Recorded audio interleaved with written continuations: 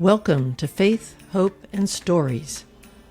There are many people in our coastal community planting seeds of faith, hope, and love. Some you may know already, and others you don't know yet. They're your neighbors, and they have a calling, a mission, a purpose. These are their stories. Faith, Hope, and Stories is a production of Epworth United Methodist Church in Rehoboth Beach, Delaware.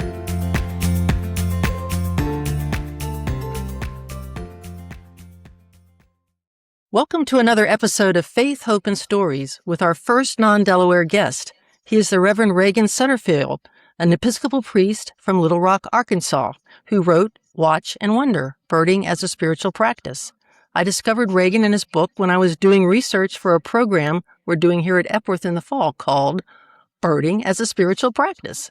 So I immediately bought it and read it.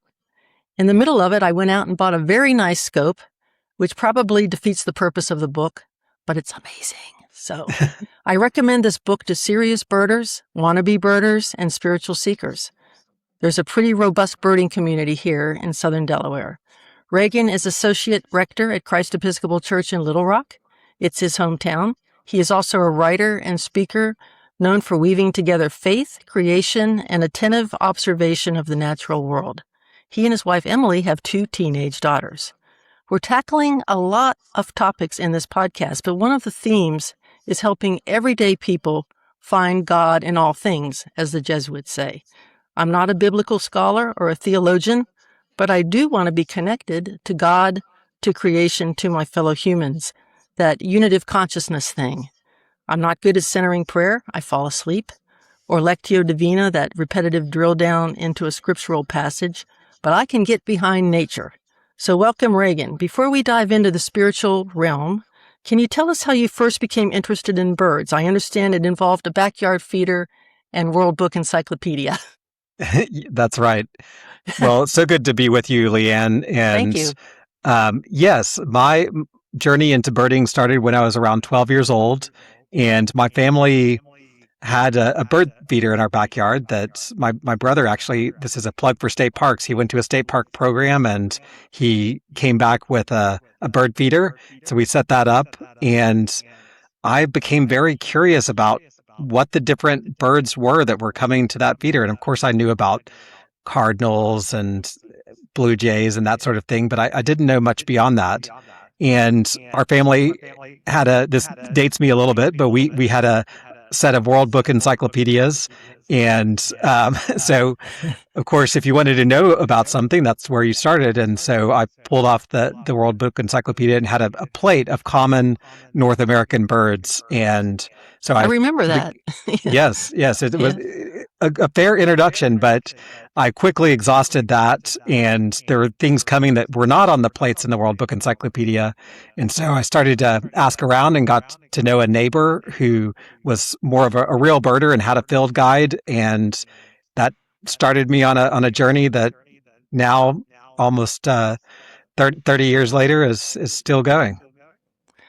Right. And how do you relate it to your ministry? Did your love of nature have anything to do with your calling to the ministry, priesthood?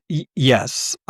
So my connection, I grew up in, my father was actually a Christian camp director. Mm-hmm. And so that connection of spirituality and the outdoors was really started very young, a sense that there were these thin places where we could experience God in nature was very much a part of my upbringing.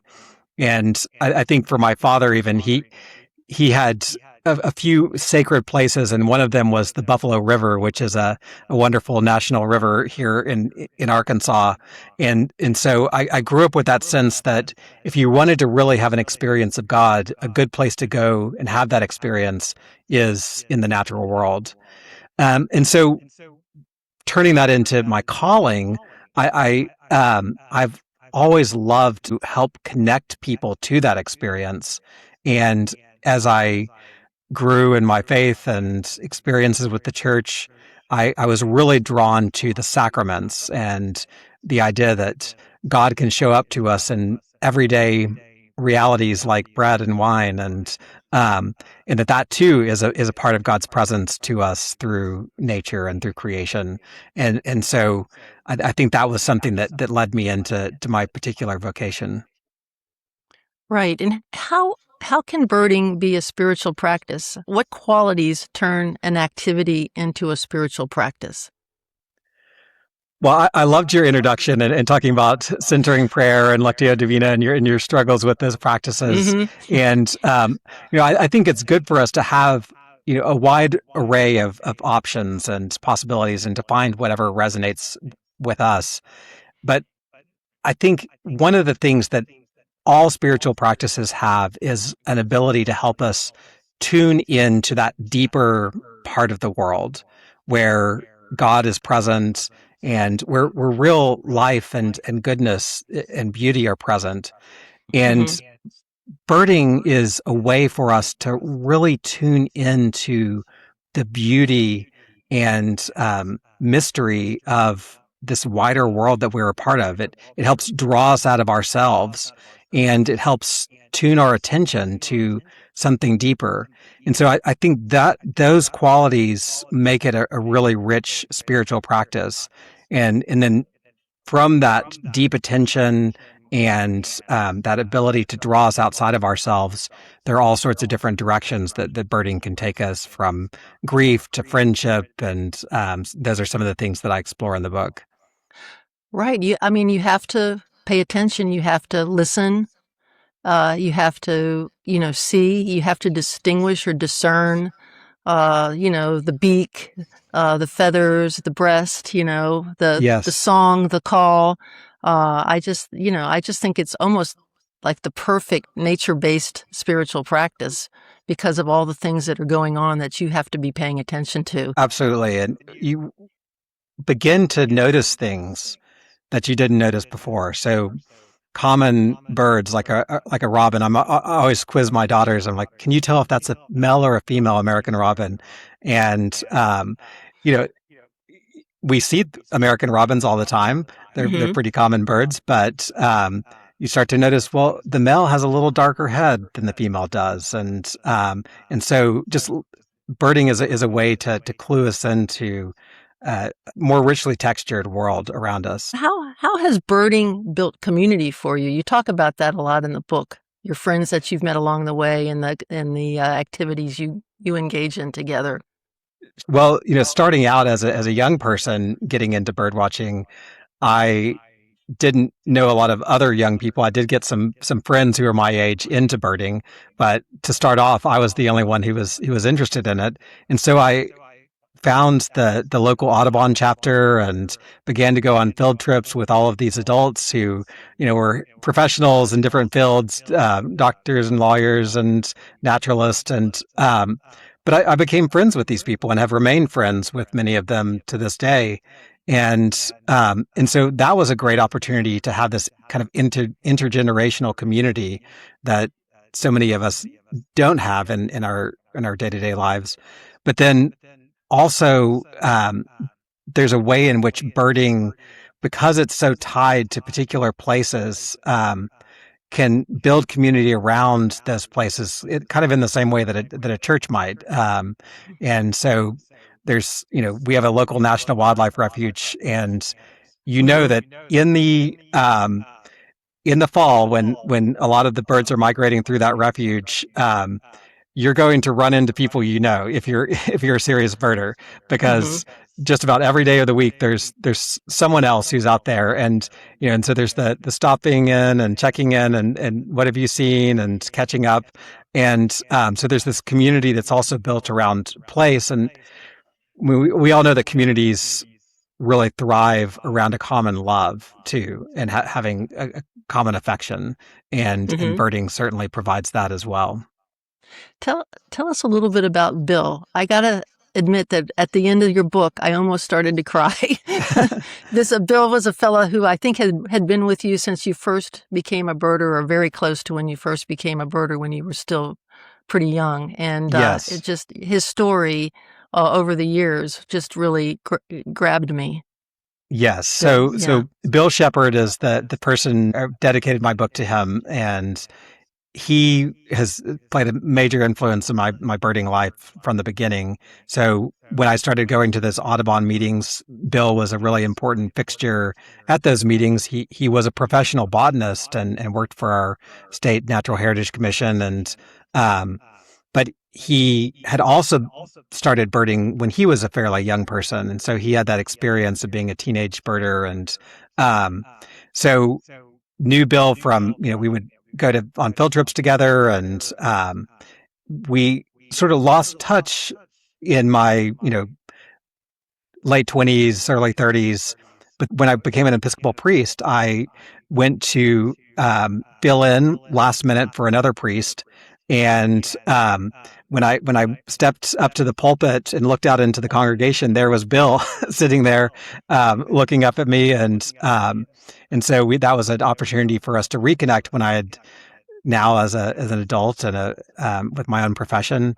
And Bill invited me to come and be a part of his Christmas bird count team, and so we started to then regularly go birding together again, and it was a really wonderful thing. And unfortunately, Bill is still alive and with us, but he has quite advanced dementia, and so has not been able to get out into the fields anymore. But he can still identify the birds that are coming to the feeders at his. He doesn't really know who I am, but he can identify those birds at his care facility. It touched me because he had become so curmudgeonly in a way on kind of on your last few outings, and very slow, and you guys just decided you were going to accommodate him, because he was part of your community. I thought it was beautiful. Yes. Yeah. Well, it absolutely. He was so much a part of that Christmas bird count circle, and that community that we were going to try to help him be a part of it as long as he possibly could. Yeah. How would you recommend getting started? Like bare essentials, and not over. You talk about Merlin, which to me has been a game changer only in that I cannot memorize bird songs. So I try not to over rely on it. But if you were just getting started someone was getting started as a birder, what would you recommend that they start out with? Handbook, guidebook, binoculars, what? Sure. So I think as far as the equipment goes, I think a decent pair of binoculars is certainly a good place to start. And binoculars have come a long way since when I started birding. You can now get a fairly inexpensive pair that are good. When I started, it was kind of like you either had very cheap binoculars that weren't any good, or very expensive binoculars that were excellent, but nothing in between. But that's changed, and so I think Vortex is a good brand for beginning, and they have some very nice they higher have different end levels. Binoculars too. Yeah, yes, that's what I bought. Yes. I bought the scope. Yeah. Vortex has done a really good job of kind of having those different entry points for their products, but they're all will help you see the birds better. And so a good pair of binoculars, and a lot of people tend to go for 8-power binoculars, and that's so you want something that probably 8-power and you'll see these numbers like 8 by 42 or whatever, and so the 8 means that's how much magnification it gives. And then the 42 is how big the diameter of the objective lens is. And that makes a difference in how much light comes in. So if you're trying to learn how to get your binoculars onto the bird, then, which can be a difficult thing, unless you're really good at it, you want as big a field of view as possible. And so the more magnification, the smaller the field of view. So that's why a lot of people go for 8-power. And I'll give you a little bit of a tip in just getting started. I always tell birders who are new to it, look with your eyes at the bird and then bring the binoculars to your eyes. It's very difficult to find a bird with your binoculars, but if you just look with your eyes first and then bring your binoculars to your eyes, that works a lot better. But then field guides, there's a recently updated National Geographic field guide that is excellent. Roger Torrey Peterson's guide is a classic. And then the Sibley guides are probably the most popular, and those are very, very good. Most birders, as they get along, have multiple guides, but Right. but I think probably the Sibley or the National Geographic are probably the best ones to start with. And then finally, the Merlin app is very helpful for learning. Talk about that a little bit, because people tend to use it as a crutch, or they over rely on it. Yeah. So I learned bird songs mostly when I was before Merlin existed, and I had to let curiosity guide me. And I think that's a really good thing for people, even if you have Merlin, to still try to tap into that. Hear a bird and say, what is that? And then follow the sound as best you can, and see if you can find the bird. And then maybe you can let Merlin help confirm that, but yes, a lot of times people will just turn on Merlin and it'll tell them what birds are singing around, but they don't actually know how to distinguish that call from this call. And I think that Merlin can certainly be a crutch. I mean, I use Merlin at times if I hear an unfamiliar song, or if I'm in a new region that I don't know the birds as well. But it's definitely something that I don't bring out first. I think it's good to really listen with your own ears first. Mm-hmm. One aspect of birding that I never considered before reading your book was how we name birds, species, and how that can be problematic. Can you talk about that a bit? Yes. So there's kind of two sides to it. So in the book, I talk about both. There is an importance to being able to name birds so that you recognize the distinct and individual species that are there before you, and we don't just get lost in just a bunch of birds, and we can really understand the specifics of birds' life histories, and but at the same time, many of the birds the names for birds that we have been given to us from a period of ornithology that was really based around a kind of conquest, and we wanted to own the birds in a way, or to claim them for a particular group. And some of those names that were applied, like for instance the Bachman's sparrow, was named by John James Audubon after a friend of his who was a minister and naturalist,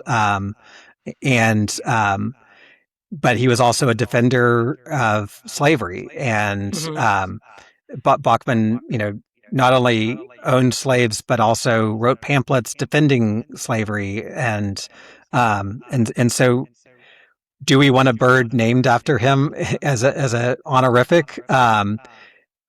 Probably not. But also, along with that, what does a Bachman sparrow tell you about what kind of bird that is? Not much. It's a sparrow, but that's pretty much it. Whereas if we were to call it like a pine barren sparrow or something like that, that's a much more appropriate term. J. Drew Lantham, he's a black birder who has written on this, and he talks about Bachman, and he lives in the region where Bachman sparrows nest, and he says, just wouldn't it be so much better to call it a pine barren sparrow than Bachman sparrow, just in communicating to people what this creature is. And so there's this whole movement called Bird Names for Birds. The American Ornithological Society has agreed to change all common names of North American birds that are honorifics. So if a bird is named after someone, then the plan is within the next few years, that name will change to something that tells us about its plumage or about its habitat, or something more specific about that bird. So it's real. I mean, you really can't even call it like woke or political or anything. It's just basically about more decisive bird identification. Just habitat. That's part of it. I heard a great interview with one of the people on that committee, and he said, people say well, we're trying to give moral judgment on bird names, and he said, really, we want to get out of the moral judgment department. Right. And so that's why they're making this blanket decision so that there are no honorifics, so they don't have to Mhm. decide like, well, was Wilson a good guy or was he not? Was, and they just want to get out of that department altogether and just say, Yeah, that how about makes we sense. name birds things that actually help communicate something about the bird? You talk a lot in the book about climate change and creation care, and I'm just interested in the relationship of birds and birding to creation care and climate change. As you say, we can't grieve for something or mourn something if we don't love it. Yeah. And our disconnectedness from nature is kind of contributing to what's happening, not just to the birding population, but to our climate. So I think with one of the things that helps us as birders to clue into the world around us is to recognize that these birds that we love are experiencing a lot of pressures from many, many sides, including from rapid changes to our climate. And we see birds changing ranges. We see many birds are threatened by increased wildfires in their nesting habitats. Of course, a lot of the birds that nest in the far Arctic are suffering from various things that are happening because of melting ice and warming temperatures there. So there's a host of climate-related threats to birds, and if you care about birds, then you begin to have a different perspective on those. What can be sometimes a big abstract concept, you start to see its effects in a very concrete way in the populations of specific species that you care about. But at the same time, that grief can drive us to action, not only on the scale of the big addressing climate change, which is critical, but also starting to think, how can we make the lives of birds a little bit easier? And that's something that can even begin in our own yards. And so I was going to ask you about that. Yeah, so I've been very taken. There's a great writer named Douglas Tallamy who wrote a book. He's written a number of books, but he's an entomologist. But he wrote a book called Nature's Best Hope. And he says, what if we thought of all of our yards as being part of this interlinked, homegrown national park? And we worked to create rich, diverse habitats in our own little patches of ground that we have control of, and then made those available to wild creatures, starting with insects that, of course, then feed birds and on up the food chain. But he is good because it can get so overwhelming with the big problems of climate change, and those are issues that need big government and corporate responsibilities and actions in order to make significant changes in those areas. But all of us can do something in our own yards, and Tallamy really communicates that well and the specifics of how to do it. So if you want to do something good for birds, plant an oak tree. Or that, and he has a whole book just on how great oaks are for birds. I plan to list a lot of links in the show notes for this episode, just because there's so much good information out there.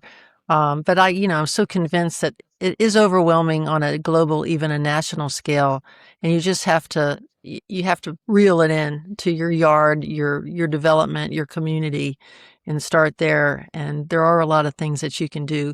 One of our neighbors in our development has a pollinator yard, and it's a teachable moment for the other neighbors because they're like, that's a bunch of, weeds and crap and, but she knows exactly what she's doing, and she's trying to tell the neighbors, what's going on in her yard. It does provide those teachable moments, and over time, I think there is a shift in our aesthetics too, where we start to appreciate the diversity of life, and those weedy yards start to look a little bit more attractive over time. That's good, because that's what mine looks like. I gave up on fertilizer a long time ago. One of the fellows you mention a lot in your book, and I can tell you're really a fan, or fan may not be the right word, but a devotee, is Wendell Berry. Mm. And he comes up over and over again in your book. And I only knew of him peripherally, although I've started to, look up his poetry and essays and things like that. Why is Wendell Berry so important to you? Well, I think one of the things maybe to start with is that Wendell Berry he is a farmer. He was also a professor of English, but he has for most of his life been a part of a small farming community in Kentucky and has had a farm himself for more of his life than not. He did live in New York City for a brief period where he taught at NYU, and he says his only livestock was a goldfish at that time. But for most of his life, he's been a farmer, and he's someone who deeply appreciates the natural world, and he watches birds, he pays attention to them as well. But he thinks that it is a problem when we start to separate out these great, wonderful wild places like a national wildlife refuge and think of that as the only place where we can truly encounter nature, as opposed to our working landscapes like farms and forests that are managed for timber and those sorts of things. He thinks that we need to pay attention to those landscapes as well and to manage them for ecological health and biodiversity. And that it's really important to do that, because otherwise we just preserve these special places and then let everything else just be destroyed, right? Or exploited. And so Barry has been a very strong advocate for thinking in a more holistic way about all of the landscapes in which we're involved. And yes, he thinks we should have wonderful wild places that are set aside, but we should also have farms and corporate campuses and homes that are integrated into an ecologically healthy landscape as well. He's also written some pretty accessible poetry, I think. Yes. Sometimes somebody will recommend a poet, and I'm like, I can't digest it. And to me, I appreciated it from the get-go with the poems I've started to read of his. The Peace of Wild Things, if that's a great one for anyone who wants to start with his poetry. I'll put a link to that one too. My last question for you, I don't keep a list because I know myself, and I would become all about the list, the list of birds that I've seen, and I'd fudge. It's like playing golf and, taking a mulligan and did I really hear it? Did I really see it? Yeah, I think so. That's just me. I do take photos, but I'm interested in how you reconcile. You mentioned in the book you're in contest and you're also in bird counts, which I totally understand the bird count purpose. There's the qualitative side of birding, and then there's kind of the spiritual side of birding. And how do you keep it from becoming an obsession? Not just you, just birders in general. Sure. I'm just seeking some pastoral advice here. Well, that's a great question. And I've definitely had my moments in life when I was really obsessed with the list. And, but I think, as an adult, I've become much more of an amateur as a birder. Like I'm doing this because I love it. And it's not something that, I want to completely wrap up my identity in.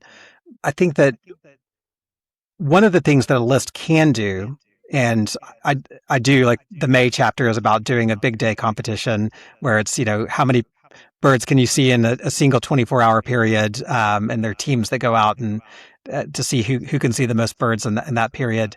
There's a fun aspect to that, but there's also kind of a revelry in just the variety of birds.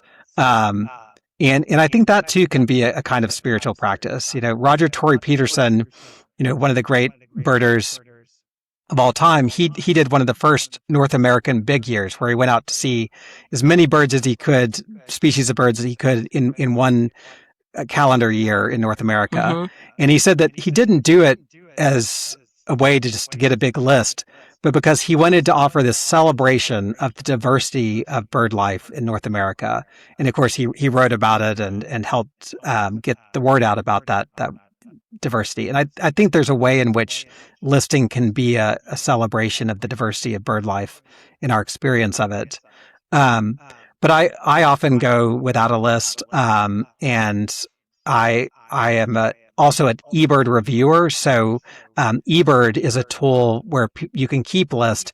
And that is also a way to help scientists track bird trends. And so just keeping, small list of outings to local parks and things like that can actually be really helpful for scientists through eBird, and creating the data that can help with bird conservation. But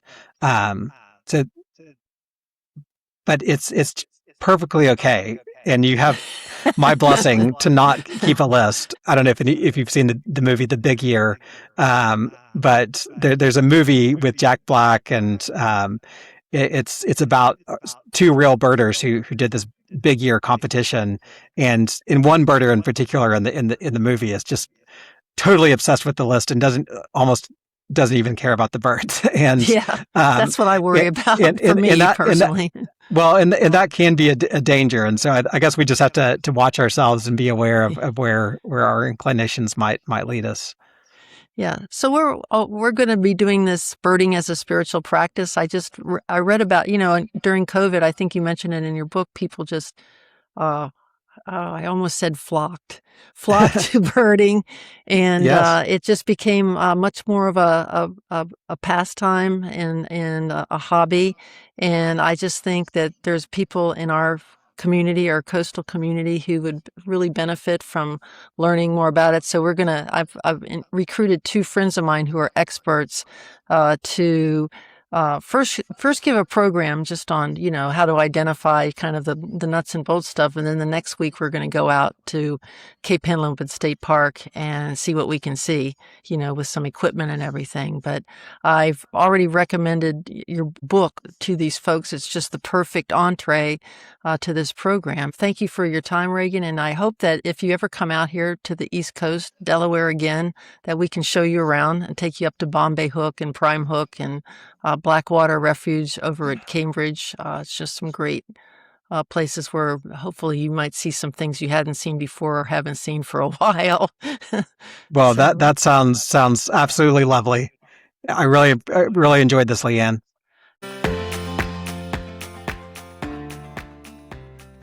Thank you for listening to Faith, Hope, and Stories. This episode was produced by Leanne Walling. For more information on Epworth United Methodist Church, please go to our website at epworth.faith.